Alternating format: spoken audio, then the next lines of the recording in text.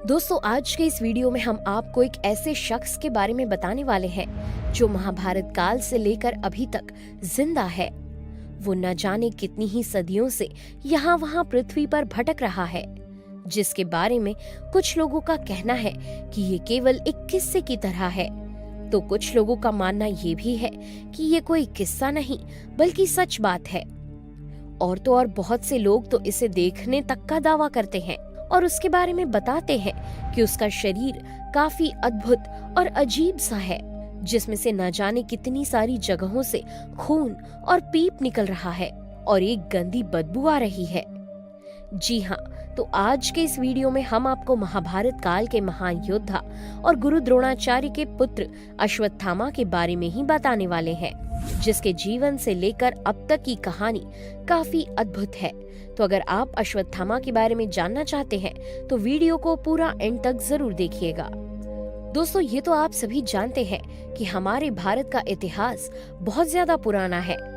पर उससे भी पुरानी है महाभारत। और यही कारण है कि महाभारत को आज हमारे इतिहास का हिस्सा नहीं माना जाता है और इसे कहीं भी जगह नहीं दी गई है, जिस कारण से महाभारत काल की बहुत सी बातों को आज भी केवल एक मिथ के रूप में देखा जाता है। पर आपको बता दें कि महाभारत काल से एक अद्भुत किस्सा ऐसा भी जुड़ा हुआ है जो आज की दुनिया से संबंध रखता है, और वो कहानी है महागुरु द्रोणाचार्य के एकमात्र पुत्र अश्वत्थामा की। जी हाँ, अश्वत्थामा की, क्योंकि जब अश्वत्थामा का जन्म हुआ था तब इनके गले से घोड़े के हिनहिनाने की तरह आवाज आती थी, जिस कारण से इनका नाम अश्वत्थामा पड़ा था। इसके साथ ही इनके जन्म के साथ से ही इनके माथे पर एक अमूल्य या कहे एक दिव्य मणि लगा हुआ था, जो अस्त्र शस्त्र और सुर असुर से अश्वत्थामा की रक्षा करता था। उसके इस मणि के कारण अश्वत्थामा को किसी का भी खौफ नहीं था। पर आज इनके बारे में ऐसा माना जाता है कि अश्वत्थामा अब भी जिंदा हैं, क्योंकि इनके बारे में समय समय पर कई तरह के किस्से सुनने को मिलते रहे हैं और कई बार तो लोग इन्हें देखने तक का दावा करते हैं। बहुत से लोगों का मानना तो ये भी है कि उन्होंने अश्वत्थामा के साक्षात दर्शन किए हैं और वे बहुत ही लंबे हैं, साथ ही उनके शरीर से पीप निकलता रहता है। आपको बता दें कि अश्वत्थामा को ज्यादातर मध्य प्रदेश के बुरहानपुर जिले से केवल 20 किलोमीटर की दूरी पर मौजूद असीरगढ़ के किले में देखे जाने का दावा किया जा चुका है। आप इस बात को झूठ भी कह सकते थे, लेकिन सभी लोगों के अश्वत्थामा को देखे जाने वाले दावे एक दूसरे से काफी मिलते जुलते हैं। साथ ही साथ ये किला भी काफी ज्यादा रहस्यमयी है, जिसमें कई सैकड़ों राज दबे हुए हैं। और तो और इस किले में सूरज डूबने के बाद किसी को भी अंदर जाने की इजाजत नहीं है। उस किले के आसपास रहने वाले लोगों की अश्वत्थामा के बारे में कई सारी अजीबोगरीब मान्यताएं हैं, लेकिन इसमें जो सबसे अजीब बात है वो ये है कि बहुत से लोगों का मानना है कि इस किले के अंदर मौजूद गुप्तेश्वर मंदिर से अश्वत्थामा का कोई न कोई ताल्लुक तो जरूर है, क्योंकि यहाँ के लोगों के अनुसार अश्वत्थामा उस मंदिर में सूरज के उगने से पूर्व पूजा करने आते हैं। और कई लोगों की माने तो उनका कहना तो ये तक है कि उस गुप्तेश्वर मंदिर में हर सुबह ताला खुलने से पहले ही उस मंदिर के शिवलिंग पर जल और फूल चढ़े हुए होते हैं और एक दीपक जलता हुआ मिलता है, जो वाकई काफी ज्यादा चौंका देने वाली बात है। आपको बता दें कि हर शाम उस किले के हर गेट पर ताला लगाकर उस पूरे किले को बंद कर दिया जाता है। पर आखिर इतने सब सुरक्षा के बाद भी कोई व्यक्ति कैसे अंदर आ सकता है और शिवलिंग की पूजा कर सकता है?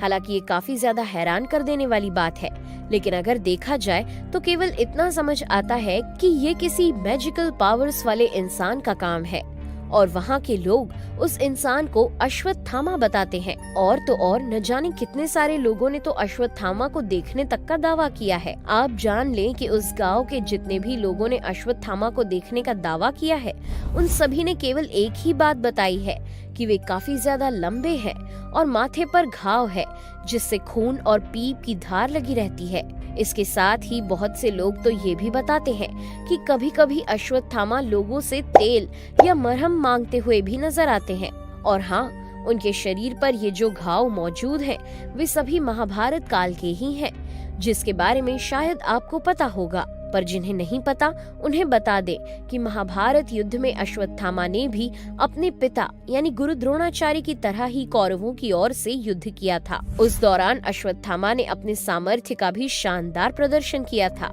जिस कारण से अश्वत्थामा बहुत ही बुरी तरह घायल हो गए थे। पर अब आपके मन में ये ख्याल आ रहा होगा कि महाभारत से लेकर आज तक न जाने कितने युग बीत गए, लेकिन इनके घाव अब तक क्यों नहीं भरे, और आखिर क्यों अश्वत्थामा महाभारत काल से लेकर अब तक जिंदा है और जंगलों में भटकते घूम रहे हैं। वैसे तो ये कथा बहुत ज्यादा पॉपुलर है, पर जिन्हें नहीं पता उन्हें बता दें कि ऐसा इसलिए है क्योंकि भगवान श्री कृष्ण ने अश्वत्थामा को श्राप दिया था और उसी श्राप को अश्वत्थामा आज तक झेल रहा है। और इनके इस श्राप के पीछे की कहानी कुछ ऐसी है कि अश्वत्थामा एक वीर योद्धा थे, पर अपने मित्रता के वचन से बंधे होने के कारण अश्वत्थामा ने भी अपने पिता गुरु द्रोणाचार्य की तरह ही कौरवों की ओर से युद्ध में भाग लिया था। साथ ही आप जान लें कि गुरु द्रोणाचार्य और उनके बेटे ने गंगापुत्र भीष्म के मरने के बाद युद्ध भूमि में जो पराक्रम दिखाया था उससे लगभग पांडव हार ही गए थे, पर भगवान श्री कृष्ण के रहते अधर्म का जीतना लगभग असंभव था, जिस कारण से भगवान श्री कृष्ण ने छल का प्रपंच रचा था। और उनकी इस कपट नीति के तहत श्री कृष्ण ने युधिष्ठिर से कहा था कि तुम गुरु द्रोणाचार्य से जाकर कहोगे कि अश्वत्थामा महाबलशाली भीम के हाथों मारा गया। जिन्हें नहीं पता उन्हें बता दें कि युधिष्ठिर माता कुंती के पहले पुत्र थे और वे महाधर्म के ज्ञानी भी थे, क्योंकि वे यमराज के मंत्र प्रसाद थे, जिस कारण से वे कभी झूठ नहीं बोलते थे और ये उनके लिए एक बहुत कठिन काम था।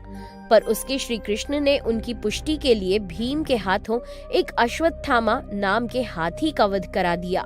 और युधिष्ठिर से कहा कि तुम इस बात को गुरु द्रोणाचार्य से जाकर कहो। और तो और वे पूरी रणभूमि में भी इस बात को आग की तरह फैला देते हैं कि अश्वत्थामा मारा गया। और सबसे पहले तो श्री कृष्ण ही गुरु द्रोणाचार्य से इस बात को कहते हैं कि उनका पुत्र अश्वत्थामा भीम के हाथों मारा गया, जिसे सुनकर गुरु द्रोणाचार्य इस बात को समझ जाते हैं कि ये श्री कृष्ण का कोई कपट या प्रपंच है और वे उनकी बात पर विश्वास नहीं करते। पर जब खुद धर्मराज युधिष्ठिर गुरु द्रोणाचार्य से इस बात को कहते हैं कि अश्वत्थामा मारा गया, तो गुरु द्रोणाचार्य अपने सारे शस्त्रों का त्याग कर देते हैं और उसके बाद महाराज द्रुपद का पुत्र धृष्टद्युम्न गुरु द्रोणाचार्य का सिर धड़ से अलग कर देता है। लेकिन क्या आपको पता है कि आखिर क्यों गुरु द्रोणाचार्य ने अपने पुत्र अश्वत्थामा की मृत्यु का समाचार सुनकर शस्त्रों को त्याग दिया था? तो आप जान लें कि गुरु द्रोणाचार्य अपने पुत्र की मृत्यु का समाचार सुनकर शस्त्रों का त्याग इसलिए कर देते हैं